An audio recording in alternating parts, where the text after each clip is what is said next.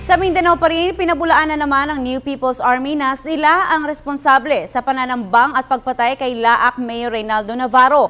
Ayon sa NPA, walang dahilan ang kanilang grupo upang atakihin ang alkalde. Nagbabalik ang aming kasamang si Peng Alinio. Peng.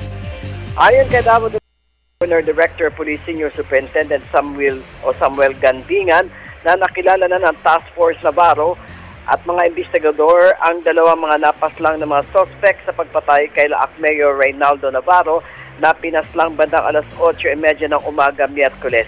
Ayon kay Gandingan, dalawang babae na umano'y mga asawa ng mga napaslang ng mga ambushers ang pumunta na sa punerarya at nais na kunin sana ang bangkay umano ng kanilang mga asawa na nakilalang sila Nestor Torredes at isang Simeon Roma. Ngunit ito'y tinanggihan ng pulisya dahil patuloy pa umano ang kanilang investigasyon at kung ano ang kanilang pagkasangkot sa pananambang sa alkalde.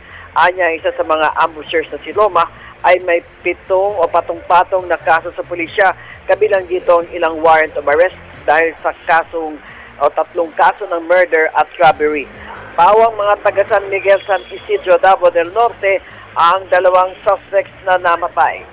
Dagdag ng task force o ni Gindanga o nagandingan na ang task Navarro na tuloy-tuloy pa rin ang investigasyon katuwang ang Compostela Valley Provincial Police Office o CVPPO at iba pang ahensya upang malaman kung ano ang mga suspect na ito at kung sila ba ay hired killers at kung sino ang nasa likod ng kanilang pananamba.